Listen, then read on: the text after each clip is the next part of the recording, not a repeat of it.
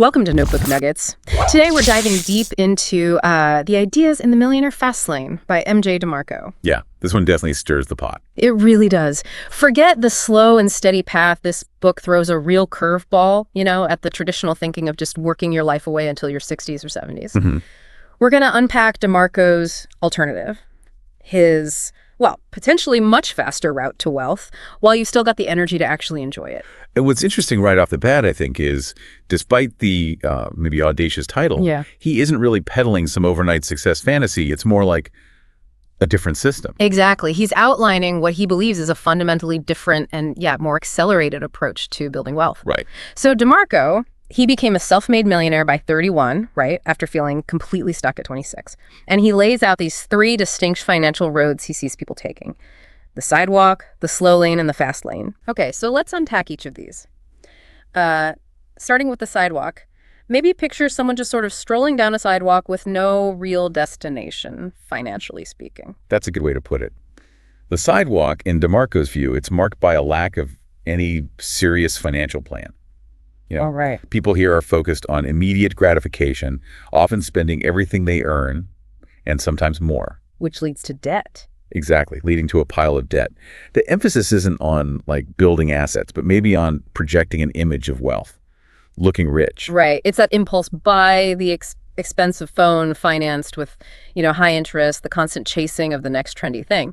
DeMarco argues this approach is fundamentally flawed because just having more money won't fix the underlying bad habits. It's like trying to fill a leaky bucket, basically. Yeah, exactly. And the wealth equation for a sidewalker, as DeMarco puts it pretty bluntly, is income plus debt. Simple, but scary. Yeah. And there's often this underlying hope, this sort of magical thinking that some lucky break will solve their problems. A lottery win, maybe? Instead of actually, building something. Right. Rather than proactive engagement in wealth creation. They might dream of that big win, but they generally dislike the disciplined effort required to build a secure future. It sounds like a complete lack of control, doesn't it? Living paycheck to paycheck, always vulnerable, no real financial freedom there. Mm-hmm. He also points out, I think, a potential lack of accountability, where people might blame external factors instead of owning their situation. Precisely. And that externalizing of blame can be a huge barrier to getting off the sidewalk. Without taking responsibility, it's really difficult to make those necessary changes in spending and thinking. Okay, so that's the sidewalk living for today. Maybe not much thought for tomorrow. Now let's step onto the slow lane, which, let's be honest, is where a huge chunk of the population finds themselves. Yeah, the well-trodden path. Think of it as the path most of us are told to follow, right? The slow lane, as DeMarco terms it, is characterized by this trade-off. Mm-hmm. You sacrifice present-day joys, maybe some freedoms, for a potentially comfortable but very distant retirement. It's the conventional wisdom: go to school, get a good, stable job with benefits. Right. Diligently save a portion of your income, invest in the stock market for the long haul. Aiming for that retirement around age 65 or, later. It sounds responsible, almost like the default setting for financial success, doesn't it? It does. But DeMarco argues that beneath the surface, it's a game of hope. How so?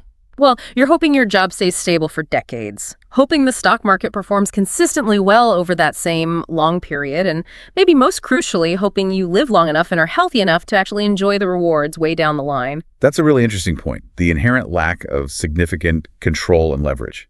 Your income is directly tied to your time, whether it's hourly or salary. There's a ceiling based on the hours you work. Can't make more hours in the day. Exactly. And while saving and investing are definitely important, the growth is heavily dependent on market fluctuations, things largely outside your direct influence, and the real power of compounding. That tends to kick in much later in life. DeMarco's wealth equation for the slow lane really highlights this. Job as a primary income source plus stock market as wealth accelerator. It's almost entirely reliant on external factors and a very, very extended time frame. It's like pedaling a bicycle uphill for decades, isn't it? Hoping the view at the top is worth all that effort. And there are real limitations. As DeMarco points out, your earning potential in a traditional job just has a ceiling. There's only so many hours, and your rate or salary has limits. Plus, job security isn't what it used to be, is it? Absolutely not. Economic downturns, company restructurings, they can derail even the most stable-seeming career. Many people have unfortunately found that out. And just the sheer amount of time involved. 40, 50 years of working, saving, just to finally get some freedom in your 60s or 70s. DeMarco really makes you question if that trade-off is truly worth it, especially when you think about potential declines in health and energy by then. This also connects back to the limitations of relying mostly on the stock market for that wealth acceleration piece. Right. While it can be a valuable tool, returns aren't guaranteed. They're subject to volatility. And those really big gains from compound interest often happen in the later years, like you said. So the biggest benefits might not show up until retirement. So the Slowlane, in his analysis anyway, is a long-term strategy built on a lot of hope with significant constraints on your control and leverage. That sums it up well. Okay, so we've navigated the sidewalk and the slow lane. Now for the path, DeMarco really champions the fast lane. Get ready for a different way of thinking because as he presents it, this is where things get really interesting. Right. The fast lane in DeMarco's framework is the route to potentially rapid wealth creation. It's fundamentally rooted in entrepreneurship and building scalable businesses. Okay, scalable is key there. Very key. The distinguishing factors are the potential for controllable and unlimited leverage, and the main goal of decoupling your income from the direct exchange of your time. So instead of directly trading hours for a paycheck, fastlaners focus on creating significant value in the marketplace. They build ventures that can expand and operate beyond just their own individual efforts. Building systems, building assets that generate income rather than just being the sole cog in the machine. Right. And the wealth equation for the fast lane reflects this shift. Net profit plus asset value. So it's not just income, it's the value of the thing generating the income too. Exactly. This highlights the focus on building profitable businesses that can also be valuable assets themselves. Maybe they can be sold later for a significant multiple of their earnings, further accelerating wealth. DeMarco uses a pretty compelling analogy here. Think of the journey to wealth like a road trip. Okay. The sidewalker is aimlessly wandering, maybe even going in circles. The slow laner is steadily pedaling that bicycle, taking the long, scenic route. And the fast laner, they're behind the wheel of a high-performance car on the highway, with a clear destination and the means to get there much, much faster. That paints a picture. Yeah. And a key difference in the fast lane mindset is the strategic use of debt. How so? Different from the sidewalker. Completely. Unlike the sidewalker who racks up bad debt for, say, consumer goods, fast laners might view debt as a tool, a form of leverage. Okay. Something that can be used carefully to acquire income-generating assets or to fuel business growth with the goal of generating returns that hopefully far outweigh the cost of that debt. And time. Time takes on a drastically different meaning, doesn't it? Absolutely. Fastlaners recognize that time is their most precious, non-renewable resource. Their goal is to compress that wealth-building timeline. So they can enjoy financial freedom in their time while they're still young and energetic enough. Exactly. The emphasis shifts from extreme frugality with money, which you often see in the slow lane, to being fiercely protective of time. Interesting distinction. Fastlaners are often willing to invest capital strategically, to save time, to develop systems, to build teams that can operate efficiently without their constant, direct, hands-on involvement. Okay, now, to really get the essence of the fast lane, we need to dig into the core principles. He emphasizes a crucial shift from a consumer mindset to a producer mindset. What does that actually look like? It's a fundamental change in how you view the world, really, and your place in it. So instead of passively scrolling social media, for example. Which we all do. Right. A fastlaner would think, how could I create valuable content here? Maybe build an audience. Maybe start a business using these platforms. Okay. Instead of just buying advertised products, they'd analyze the market, identify needs, and think about selling similar products, or maybe even developing their own solutions. So it's moving from being a passive recipient to an active creator. That's the key. An active creator and provider of value to other people. He uses those memorable phrases, doesn't he? Like, don't buy online, sell online, don't take a class, teach a class, don't get a job, hire people for jobs. Exactly. It's all about positioning yourself on the value creation side of the equation. Right. Think about someone who loves baking. A slow laner might look for a slightly better paying job at a bakery, maybe. Makes sense. A fast laner, though, would think about scaling that passion. Maybe creating and selling online baking courses, writing a cookbook, or even starting a specialty food delivery service with employees handling the day-to-day. So the leverage and control are in their hands, unlike the limits of a traditional job. Precisely. One of the really central concepts in the fast lane is this idea of divorcing wealth from time. How do fast laners actually achieve that separation? It sounds great, but how? Yeah, this is absolutely critical. It involves building what DeMarco calls money trees, basically. Yeah. Systems that generate income independently of your direct hourly input. Okay, like passive income streams. Essentially, yes. He outlines several distinct types of these income-generating assets. One key category is rental systems. Like real estate. That's a big one, yeah. Passive income from real estate investments, but also things like royalties from intellectual property books, patents, or even licensing agreements. Gotcha. What else? Another significant type is content systems. This could involve creating a valuable blog or website that generates ad revenue or affiliate income. Or a popular YouTube channel, maybe? Exactly. Yep. Or developing and selling online courses, digital products. The initial effort is often huge, but the content can keep generating income over time, potentially. Yeah, makes sense. Then you have computer and software systems. Now, these often require specialized skills, maybe significant upfront investment. Yeah, not for everyone, maybe. Perhaps not initially, but creating successful software as a service, SaaS products, popular mobile apps, or automated online platforms can generate substantial recurring revenue with ideally minimal ongoing time commitment. Okay, that's a powerful one, if you can pull it off. Definitely. He also highlights distribution systems. This involves selling either physical products, Like through Amazon FBA or something. yeah, perhaps using e-commerce platforms like Amazon, or even building your own, or selling digital products like apps or software. Leveraging established platforms or building your own to reach a wide audience and fulfill orders without you being involved in every single transaction. So automation and reach are key there. And finally, there's what he calls the maniega, or the money-making money system. Okay. This is about strategically investing in appreciating assets or other income-generating ventures, and then crucially, reinvesting those profits to further grow your wealth through compounding, essentially putting your capital to work for you. So leveraging money itself. Exactly. Now, DeMarco also talks about what he calls the real law of wealth, and he contrasts it with the more popular law of attraction. What's the fundamental difference he's getting at there? Right. The law of attraction often suggests that just having positive thoughts and visualizing wealth will somehow magically bring it into your life. Yeah, you hear that a lot. And while, look, maintaining a positive mindset is probably beneficial, DeMarco emphasizes what he terms the law of affection, with an E. Affection. Okay. This principle basically states that the more lives you positively impact, the wealthier you will become. It's about creating genuine value for a large number of people or providing significant value to a specific group. So it's not just about thinking rich. It's about actively, tangibly impacting the lives of others in a meaningful way. Yes, the scale and the significance of that impact directly correlate with your potential for financial success. Okay, so think about the difference between, say, a small local coffee shop serving a few hundred customers a day versus a software company whose product streamlines work for millions of users globally. The impact is vastly different. Exactly. As DeMarco puts it quite powerfully, impact millions make millions. This really underlines the critical importance of scalability in a Fastlane business model. Right, scale keeps coming up. Your ability to reach and provide value to a large audience is a key driver of that rapid wealth creation he talks about. Okay, so we're starting to get a much clearer picture of the Fastlane approach. But DeMarco also lays out what he calls the 5 Fastlane commandments.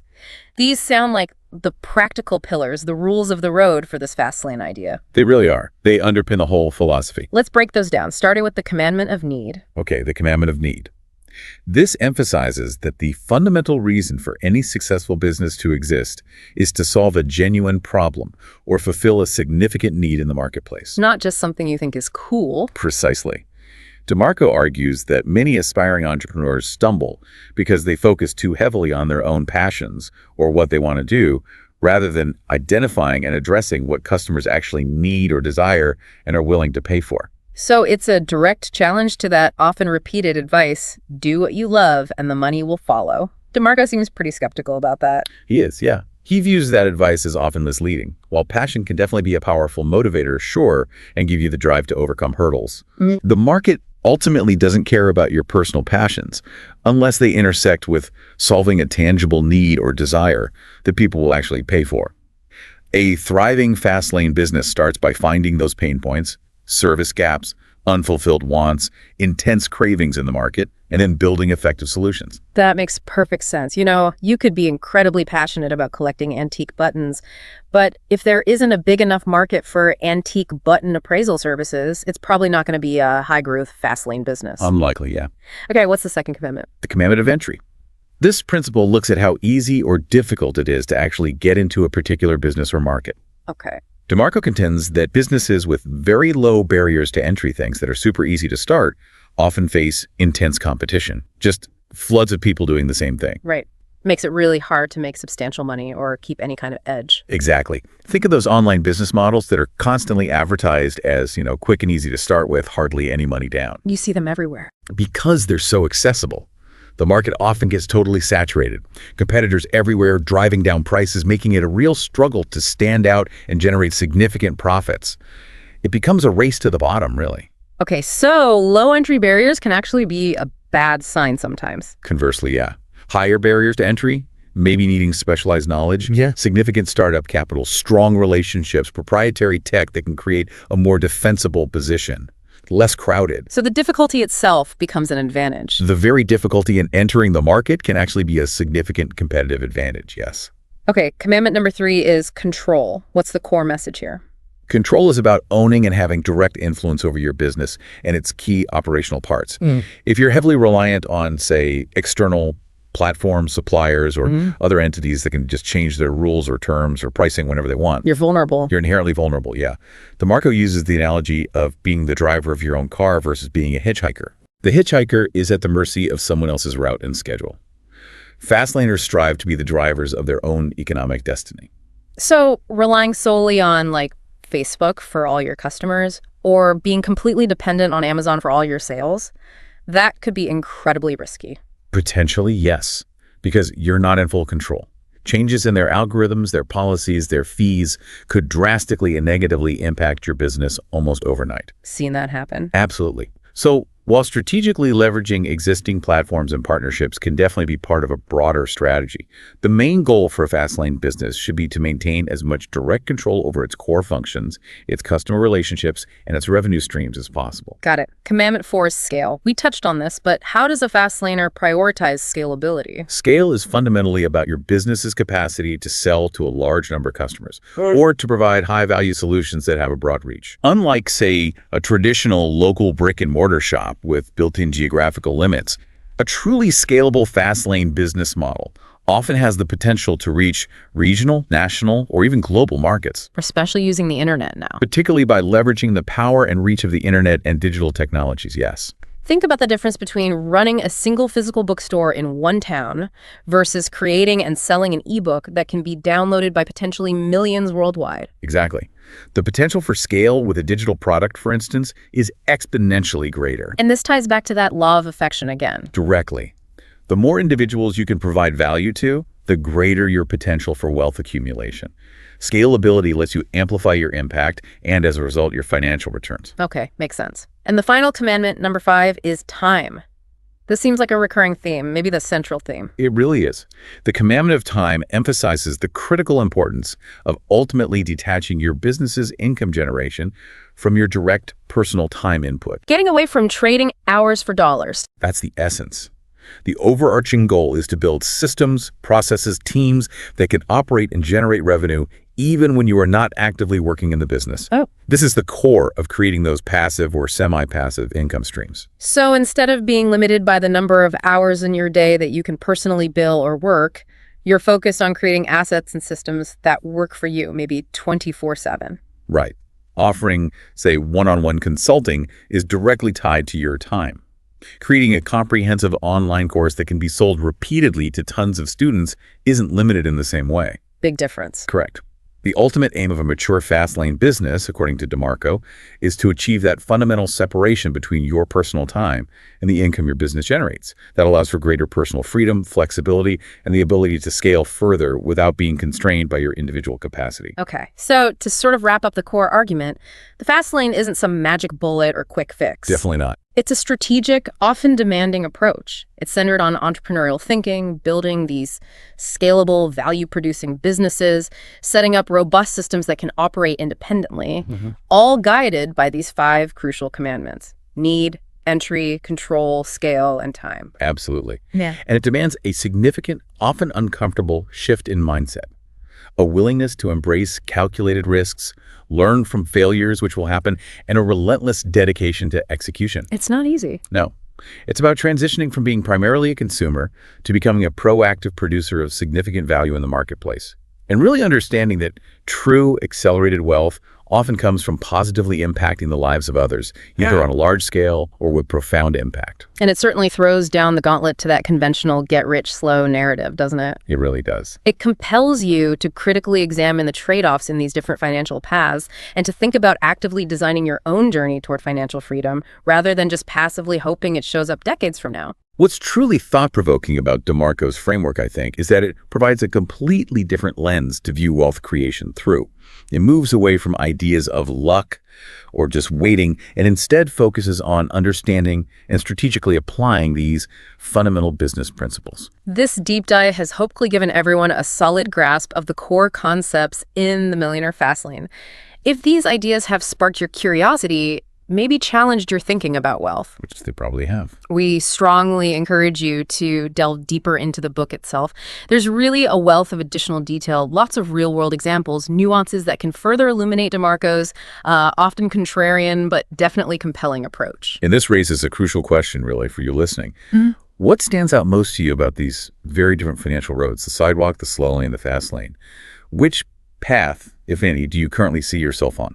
And maybe more importantly, are there any shifts in perspective or fundamental principles from the fast lane concept that particularly resonate with your own financial goals and aspirations for your future? We'd be really interested to hear your reflections.